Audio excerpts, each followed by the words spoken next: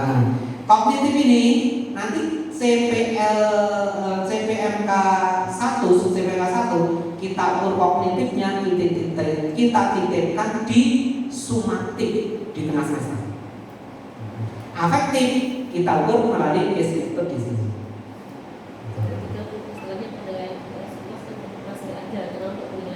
Pengetahuan, ketika mata kuliah tadi mata kuliah terstruktur ya, mata kuliah terstruktur. Kalau mata kuliahnya itu tidak terstruktur, kemungkinan tidak ada UTS dan UAS, tidak ada UTS UAS, boleh tidak boleh ya, karena tidak terstruktur.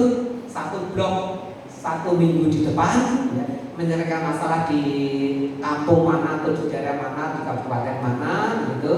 Mahasiswa terjun di situ selama 2 minggu sekalian, nanti pulang dari situ sudah 2 SKS terkumpul. Pengetahuan nanti bukan melalui presentasi mereka, ya. Penjelasan mereka ketika kita ikut di situ dan dia bisa menjelaskan kepada kita. Jadi tidak harus paper advanced test untuk mendapatkan nilai pengetahuan itu. Gitu ya Bu ya.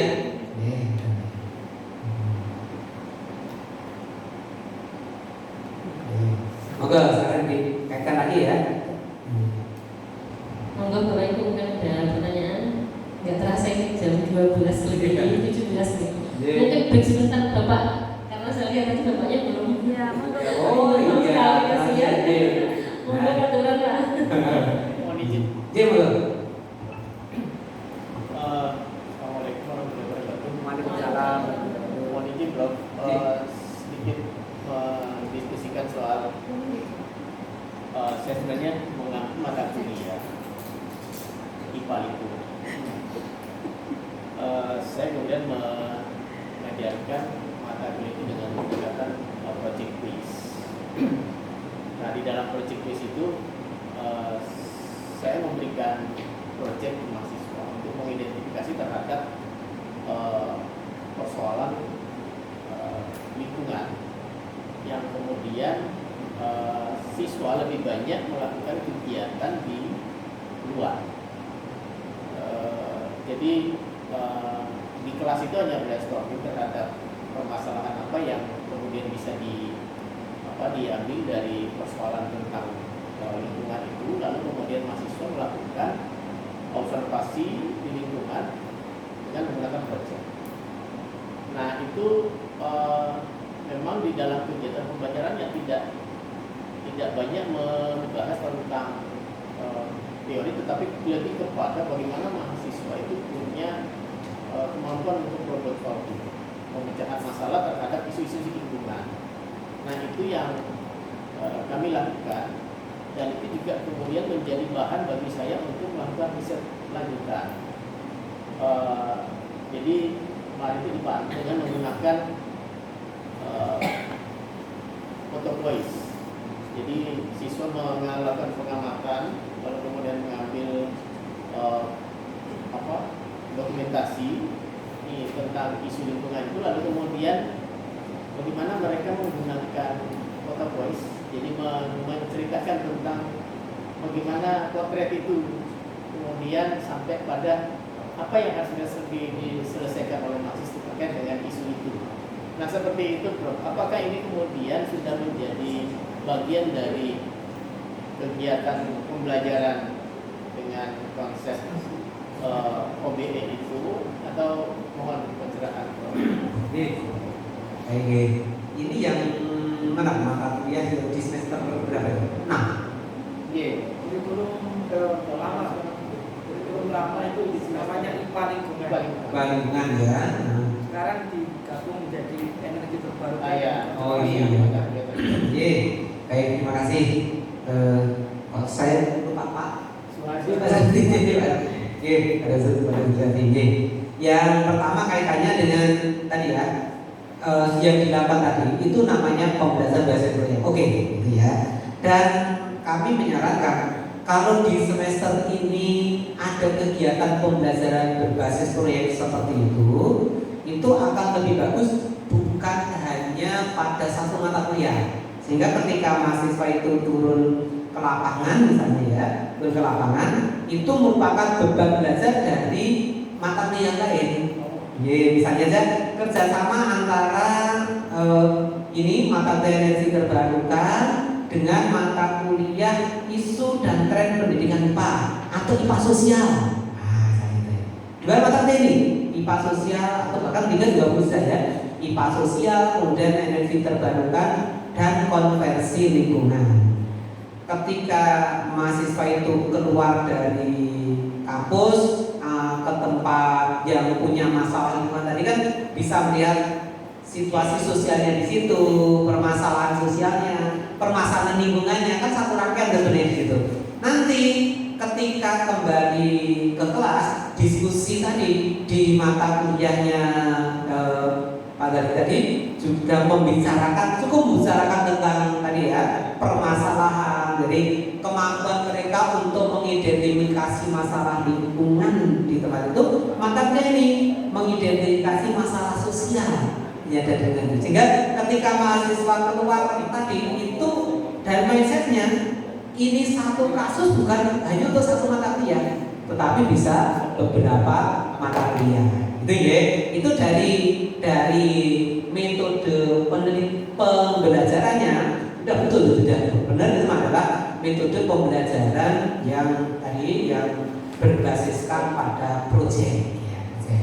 Nah yang kedua ketika sudah dilakukan pembelajaran basis proyek tadi, kalau kita mengatakan ini sudah OB atau belum, nah tiga rangkaian tadi Pak. Yang pertama adalah CPL-nya, lalu diturunkan ke sub CPMK-nya. CPL-nya tadi kalau memang sudah berkaitan dengan di CPL tadi berkaitan dengan kemampuan mahasiswa untuk bisa memecahkan masalah, gitu ya. Lalu sub CPMK-nya nanti juga akan mengukur kemampuan mahasiswa untuk mengidentifikasi masalah, merancang penyelesaian masalah, dan sampai dengan menumbuhkan ide untuk menyelesaikan masalah. Lalu dilakukan penilaian. Ya. Penilaian yang dinilai apa? Hasil kalau pengetahuannya berarti kan rancangan idenya untuk memecahkan masalah apa tadi. Kemudian sikap ketika berada di sana, sikap ketika dia bekerja sama dengan teman-temannya. Kalau tiga-tiganya tadi sudah berturutan antara rancangan pembelajaran, tujuan pembelajaran tadi dengan pelaksanaan pembelajarannya dan penilaiannya satu rangkaian utuh gitu, itu sudah dinamakan OBE. Jadi OBE itu rangkaian dari perencanaan, artinya kan kurikulumnya ya.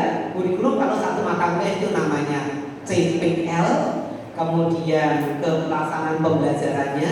Kalau satu mata kuliah namanya metode pembelajaran, kemudian ke penilaiannya, ya, penilaian atau asesmen di mata kuliah. Kalau ini tadi sudah sinkron gitu, apa yang dituju, apa yang dilakukan dengan apa yang dilakukan satu rangkaian, gitu ya.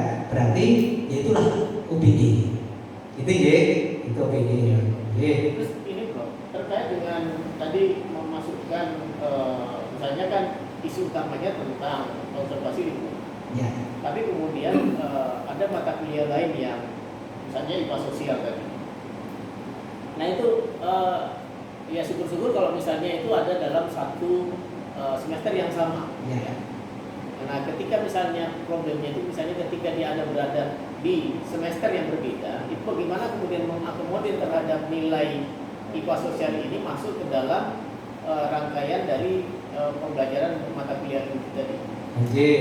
Nah kami sarankan untuk kegiatan seperti itu yang memilih mata kuliah ya, dalam satu semester ya, memilih mata kuliah yang tadi ya dalam satu semester untuk sehingga ketika mahasiswa itu ke lapangan keluar dari kelas itu bukan hanya untuk satu mata kuliah tetapi beberapa mata kuliah. Data yang perlu di sana itu untuk dipelajari di beberapa mata kuliah.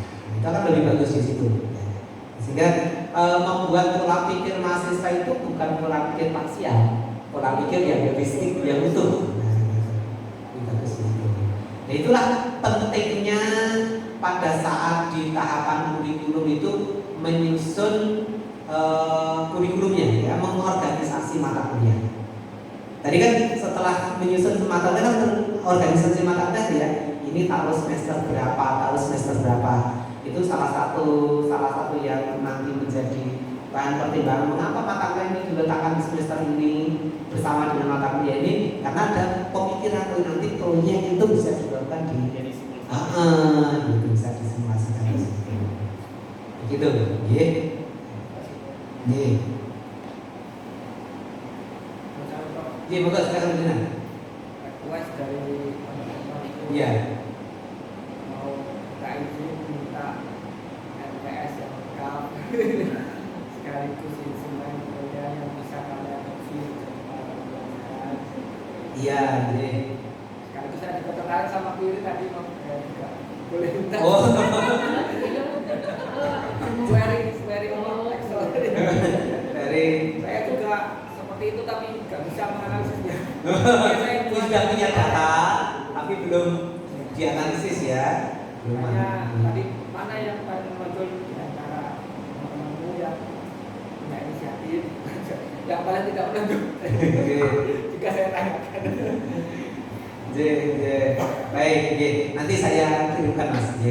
Yang tadi ya, yang mata kuliah ini tadi kan di sama tempat saya ini juga baru Mas, baru proses pembagian mata kuliah, makanya ini saya baru mulai menyusun RPS ini di IPA. Semester ini saya dapat satu mata kuliah di 3 kelas ya. Kemudian di fisika satu fisika dan belum di semester ini. Saya belum cek satu persatu, ada 2 mata kuliah. Kemudian ini juga baru saya susun, nanti saya kirimkan yang di IPA tadi, yang metodologi penelitian ya. Kebetulan sama-sama Pak, termasuk nanti kurikulumnya. Berikutnya yang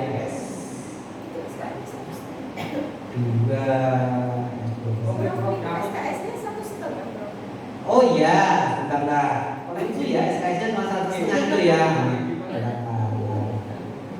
Gini. Tadi bahasa siapa ya?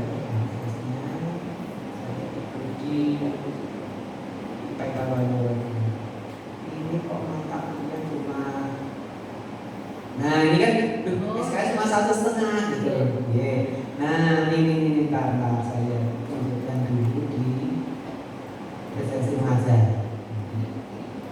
Metodologi penelitian, ya. Nih, ya.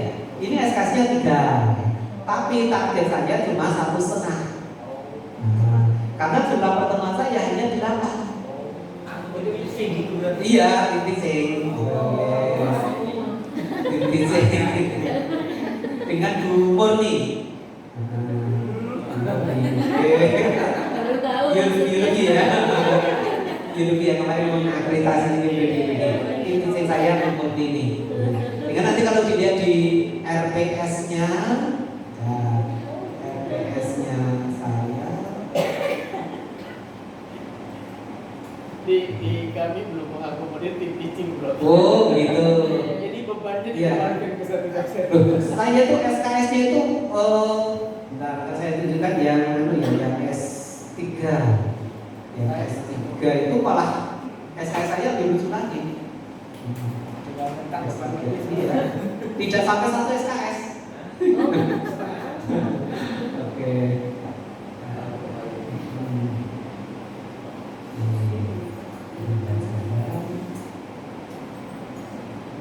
Nah, hanya 0,625. SKS 0,625 ya. Karena mata kuliah itu 2 SKS diampu 3 orang. Dan saya hanya 5 pertemuan dari 16 kali pertemuan. Semakin banyak tim, semakin sedikit. Iya, gitu. Jadi hitungan di tempat kami itu sampai segitunya. Jadi tidak jarang yang satu dosen itu mengambil satu mata kuliah itu. Biasanya tim pasangan dengan temannya. Itu karena sudah banyak dosennya tuh gimana? Atau memang dirancang supaya tidak dimonopoli oleh satu dosen. Pertama, ketika nanti dengan mahasiswa itu nilai yang diterima oleh mahasiswa itu tidak bergantung pada satu orang dosen. Jadi bisa jadi bahan pertimbangan dari satu orang dosen dengan dosen yang lain. Misalnya, oh dosen ini kok lambat ketika memberikan penilaian, maka nanti kan pasti di-cover oleh dosen yang kedua. Konsekuensi yang lain tadi ya, selain misalnya dosen A itu mematikan nilai mahasiswa, maka dosen B kan bisa menghidupkan nilai mahasiswa. Nilai yang pertama, dosen yang pertama terlambat ketika mengupload nilai, maka dosen yang kedua nanti bisa mempercepat penguploadan nilai supaya kinerja prodi itu tidak rendah. Karena salah satu kinerja prodi itu diukur dari ketepatan dosen di prodi mengupload nilai ke sistem informasi akademik. Gitu. Berarti kaitannya itu apakah sudah semacam ada peraturan di kementerian untuk mengatur tim teaching atau yang lainnya, atau itu kebijakan internal dari kampus? SPMI yang mengatur buat kami ya, sistem penjaminan mutu internalnya. Kalau peraturan menterinya kan mengatur SPMI-nya saja toh. SPMI terdiri atas SPMI-nya pendidikan tinggi dan SPMI-nya perguruan tinggi. Pak, Silakan. izin tanya tapi di luar per RPS-an ini. Oh iya, silakan. Oke, tadi di dokumen kurikulum IPA itu salah satu yang masih kurang tentang tata cara perekrutan mahasiswa baru. Ya. Nah, kalau di IPA ini kan memang masih seperti diketahui oleh umum masih ikut yang UNIF, Pak. Ya. Sehingga ketika semester awal, kalau dulu masih ada IPA dasar, ada Biodas, Fisdas yang kalau di kurikulum sekarang ini dihilangkan, kemudian di-merger ke mata kuliah yang selanjutnya. IPA dasarnya itu dimasukkan, misalkan biologi dasar dihapuskan, langsung masuk ke mata kuliah keanekaragaman makhluk hidup itu. Nah, ternyata padahal dulu ketika masih dapat IPA dasar itu, biologi dasar, Fisdas dan Kimdas itu kami masih sebenarnya ketemu sama anak-anak yang sebenarnya lulusannya dari SMK, dari bahkan ada yang dari bahasa yang pesantren itu, bukan hanya dari SMA atau MA.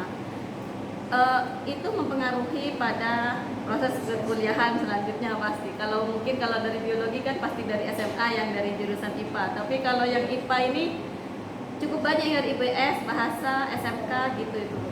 Apa mungkin sebenarnya memang seharusnya kami ada matrikulasi nih. Itu yang pertama. Terus yang kedua tadi menyinggung SKPI juga. Di SKPI itu tadi ada isiannya adalah CPN. Kemudian ketika saya sandingkan dengan hasil yang kami terima dari narasumber kemarin, itu kalau S1 kan tidak wajib publikasi. Sementara di SKPI di IPA itu salah satu yang dimasukkan di SKPI kalau dia menghasilkan jurnal ketika selama proses perkuliahan. Sebenarnya kalau di SKPI itu isiannya apa saja selain CPN seharusnya, itu saja. Baik, yang pertama tadi kaitannya dengan mahasiswa kita yang tadi maksudnya bukan dari tidak hanya IPA. Ya, betul. Nah, itulah peran dari tahapan kurikulum. Kalau tadi sudah dipastikan bahwa pada saat masuk di prodi atau di Tadris IPA itu bisa mengikuti perkuliahan IPA yang ada di IPA di tempat kita, berarti kan tidak ada kurikulum yang lain, tidak ada tahapannya ya. Tetapi ketika supaya mahasiswa mencapai capaian pembelajaran yang kita tetapkan tadi bisa semut gitu, Iya. maka ya perlu ada tahapan. Ya, tahapan. Itulah yang dimaksud dengan kriteria atau kompetensi input. Maksudnya yang akan atau calon mahasiswa yang masuk di prodi atau di tadris IPA tadi. Taruhlah di dokumen kurikulum, ya di kurikulum menetapkan bahwa untuk menjadi mahasiswa tadris IPA itu dari satu ya IPA, SMA atau MA. Jurusan IPA. Nah, ke depan nggak ada jurusan ya masalahnya. Iya. Oke, ya, SMA atau MA. Kalau diperlukan ya tadi perlu ada di bagian awal tadi itu ada apa namanya asesmen diagnosis. Ya, oke.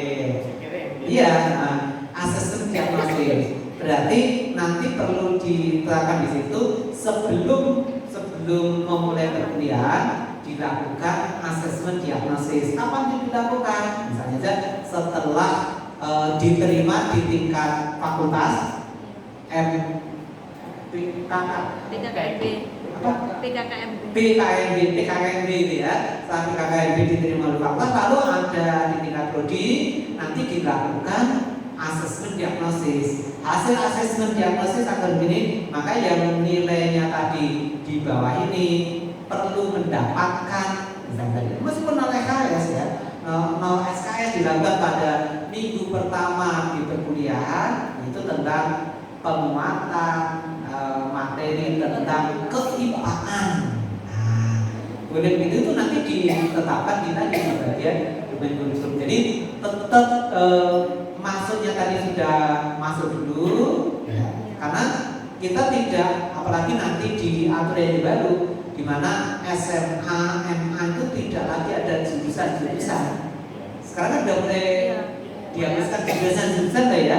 Nah, dihapuskan jurusan itu, kemudian kita masuk ya kita lakukan tadi asesmen diagnosis. Lalu setelah asesmen diagnosis, bagi yang skornya tadi di atas ini langsung untuk kuliah, yang skornya ini perlu penguatan dulu untuk keipaannya selama 1 minggu. Nah, gitu. Silakan nanti diatur di dokumen kurikulum bagian tadi ya, yang tahapan kurikulum tadi Mas ya. Supaya apa? Supaya lancar untuk mencapai CPL yang dilakukan oleh prodi.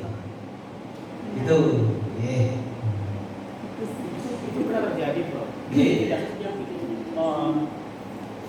Itu teridentifikasinya justru malah di semester 3. Iya. Jadi mahasiswa IPA itu sebetulnya dia tidak punya kompetensi untuk pengetahuan keipaan. Nah, kemudian di semester 3 itu ingin pindah ke prodi. Tapi ketika ingin pindah prodi kan sebetulnya dia banyak kerugian di mata kuliah yang sudah dia ambil di semester 1 sampai semester 3. Ya kasusnya mungkin seperti itu, Bro, yang kemudian itu mengakibatkan memang perlu ada diagnosa dari awal itu. Cuman mungkin memang apakah nanti bentuknya seperti instrumen evaluasi tentang pengetahuan keipaan siswa yang mau masuk ke prodi IPA misalnya, apakah itu nanti misalnya bentuk evaluasinya, diagnosanya adalah termasuk pada pengetahuan tentang keipaan. Kalau yang tadi kan diagnosa tentang bagaimana gaya belajar mahasiswa itu, calon mahasiswa itu, misalnya di gaya belajar. Kalau itu kan untuk menentukan dia cara belajarnya ke depan seperti apa. Tapi untuk menentukan ini calon mahasiswa layak untuk masuk ke IPA atau tidak, itu kan yang kemudian menurut saya instrumen evaluasinya yang dikhususkan atau seperti apa? Menurut saya bukan, karena sudah pasti masuk di prodi kita ya. Jadi bukan lagi layak tidak layak. Pokoknya dia layak di prodi kita. Hanya saja hasil diagnosis itu ya, itu perlu tambahan ini loh. Kita beri tambahan suplemen ini loh, suplemennya nih. Supaya harus belajar materi ini. Kalau perlu kita kasih bukunya, kita ajari atau dari itu supaya. Tentunya matrikulasi 0 SKS gitu. 0 SKS. Jadi bukan lagi tidak layak masuk, tetap itu sudah layak masuk, tetap nanti kuliah di tempat kita hanya misalnya perlu mempelajari lagi ini tambahan-tambahan seperti ini. Itu bisa kita tambahkan di situ. Supaya apa tadi ya? Mempermudah mahasiswa untuk mencapai CPL tadi. Itu yang di tahapan kurikulum yang sebelumnya tidak ada. Yang di panduan yang baru itu ada poin yang terakhir tadi tentang tahapan kurikulum.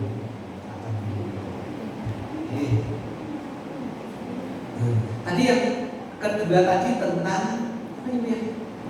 Tentang SKPI. SKPI. Yang pertama nanti silakan dibaca panduan tentang SKPI. Jadi SKPI itu isinya satu, capaian pembelajaran lulusan yang dicapai oleh mahasiswa. Yang kedua, prestasinya mahasiswa. Prestasi mahasiswa.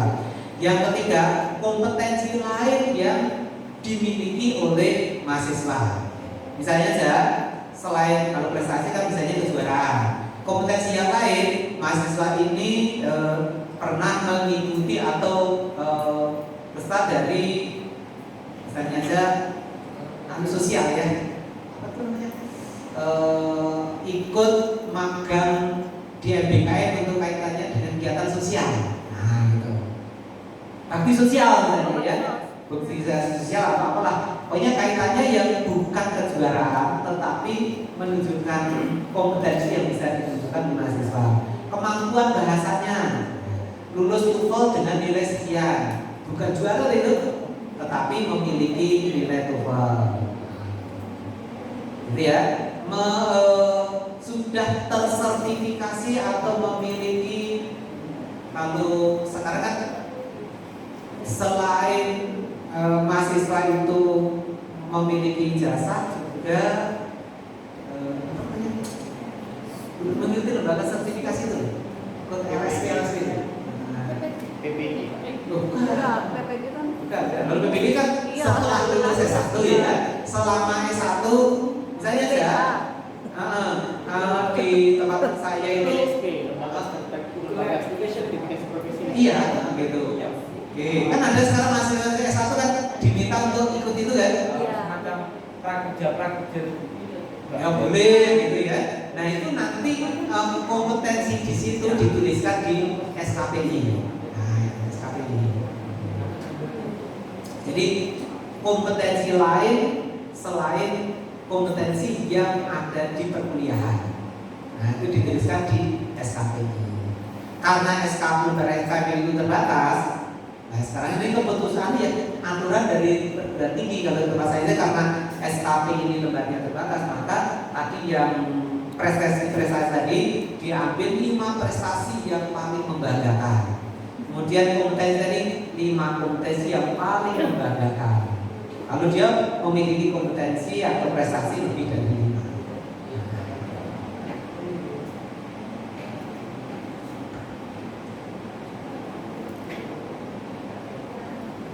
Kalau kaitannya dengan ini, saya juga belum membaca di dokumen kurikulum yang dibuat oleh Prodi, tetapi mungkin bisa dipikirkan ulang ya. Kalau di tempat saya itu bagi mahasiswa yang tadi cerita tentang CPL yang tadi publikasi tadi ya. Nah, kalau tadi ada CPL publikasi tetapi mahasiswa tidak wajib publikasi misalnya gitu. Padahal itu CPL kita mengatakan itu, misalnya gitu. Nah terus bukti bahwa mahasiswa itu mencapai CPL itu apa? Nah berarti kan tidak bisa. Saran saya kalau memang di perguruan tinggi di sini tadi itu tidak lagi mewajibkan mahasiswa mempublikasikan hasil penelitiannya, CPL yang berbunyi mempublikasikan tadi itu banyak diperbaiki ya, direvisi sesuai dengan apa yang nanti bisa dicapai oleh mahasiswa. Karena kalau CPL-nya itu mengatakan mampu mempublikasikan, padahal mahasiswa itu tidak mempublikasikan, berarti kan tidak tercapai CPL tadi, maka ya dinilai CPM-nya juga. Kenapa Bu? Pengaruh dinilai CPM-nya kan? Iya, makanya saya tadi kan tidak tersampai kalau saya kan bukan lulusan dari prodi kita. Iya. Nah, gitu. Jadi saran saya kalau memang itu kebijakan dari perguruan tinggi atau fakultasnya tidak lagi mewajibkan mempublikasikan, maka CPR yang berbunyi mempublikasikan tadi itu sebaiknya direvisi. Gitu ya Bu ya? Oke, baik. Oke, ngomong Bapak Ibu, ini tinggal 15 menit ya berasa. Apa? Nanti saya akan ke Mas Dina. Ada masih pertanyaan atau mungkin sudah cukup Bapak Ibu? Jadi sama-sama ya sekalian di tempat saya pun saat ini juga sedang rekonstruksi kurikulum dengan adanya panduan yang baru. Jadi ini juga sedang melakukan perubahan kurikulum. Jadi tidak usah khawatir di sini menurut dia tempat saya pun juga sama. Kemudian RPS-nya diperbaiki. Tempat saya setiap awal semester wajib dosen tadi memperbaiki RPS-nya. Karena kalau RPS-nya itu diunggah dan tidak ada perubahan, maka remunerasinya itu tidak akan maksimum. Dan tidak 100% nanti itu ya. Jadi salah satu cara untuk memaksa dosen meninjau RPS-nya adalah RPS itu harus berbeda dari RPS sebelumnya atau sebelumnya. Makanya ketika tadi saya membuat RPS di sini, RPS yang revisi yang keberapa harus kelihatan. Jadi, Meski hanya beda urutan. ya, meskipun hanya berubah cara menilainya itu harus kelihatan ada perubahannya. Tanggal semester. Nah, ini sudah perbaikan berapa? Harus ada ini. Sudah perbaikan kedua. Ini yang pertama tahun 2022, perubahan yang kedua tahun 2023, sekarang 2028. Nggak ada, Pak. Kayaknya nggak ada semester. Yang mengevaluasi nanti Pak. Kenapa? Yang Diri sendiri. Kalau evaluasi itu kan di portofolio kita di tahun yang lalu, portofolio mata kuliah kita. Jadi portofolio mata kuliah itu kan mengungkapkan bagian terakhir evaluasi kekurangan atau apa namanya ya kelemahan dari RPS dan penerapannya, sehingga di tahun yang akan perlu diperbaiki bagian ininya. Kalau sekarang menindaklanjuti hasil dari temuan tahun sebelumnya. Teman siapa? Kita sendiri yang mengajarkan. Kita mengajar kadang-kadang tidak puas kan dengan performa yang ditunjukkan oleh mahasiswa. Saat itulah kita menuliskan hasil evaluasi dan perbaikan yang datang. Jadi, iya, PDCA itu supaya jalan terus ya, Pak. Pengen cek connection atau PPP itu harus jalan terus. Makanya kan indikator dari budaya mutu itu kan ketika sudah menyadari apa yang dilakukan tahun yang datang harus ada perbaikan. Itu budaya mutu sudah muncul pada insan di perguruan tinggi tersebut.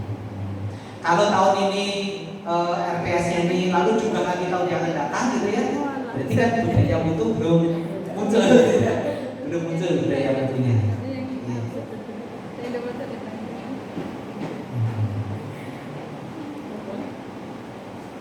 masih ada. Monggo silakan. Terima kasih. Maaf, kalau pada tadi bertanya. Tidak apa-apa. Tadi barangkali nanti bisa menjadi rujukan meskipun kami saat ini belum mencek kok kaitannya dengan RPS. RPS untuk yang tim teaching itu berarti dibuat oleh tim teaching itu atau masing-masing dosen sesuai dengan materinya itu kemudian menyusun sendiri gitu. Yang pertama, yang kedua tadi menarik terkait dengan SKPI Prof. Kami memang mungkin belum banyak mengeluarkan SKPI Jadi mungkin itu memang nanti perlu banyak diinisiasi oleh kami. Apakah seperti teman-teman mahasiswa yang asisten praktikum menjadi asisten praktikum atau asisten dosen itu bisa dijadikan sebagai SKP ini? Kira-kira bisa melakukan. Terima kasih. Oke, terima kasih. Yang pertama kaitannya dengan RPS yang dibuat tadi. Kalau ini tim teaching itu RPS itu dibuat oleh siapa gitu ya? Apakah satu orang, misalnya tadi saya punya waktu 8 pertemuan ya? Padahal tim saya itu ini ada Bu Murni ini, gitu ya. Maka RPS tadi ya dibuat berdua dengan 16 kali pertemuan. Di sini kalau dihitung pertemuannya 16 kali pertemuan. Jadi kami tim itu cukup salah satu mengunggah RPS, itu artinya dua-duanya sudah mengunggah. Ya, dua-duanya sudah mengunggah. Hanya nanti jatah saya memberikan perkuliahan itu hanya 8 kali pertemuan. Teman saya itu juga 8 kali pertemuan. Kalau nanti ini dilihat di siakat ya, di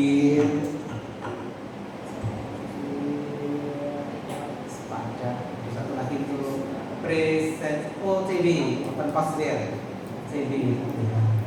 Banyak tugasnya. Iya, nanti tinggal ke kepentingan apa gitu kan. OCB. Tadi saya masuk pada mata kuliah saya di semester ini, metodologi penelitian, nah di sini ya metodologi penelitian,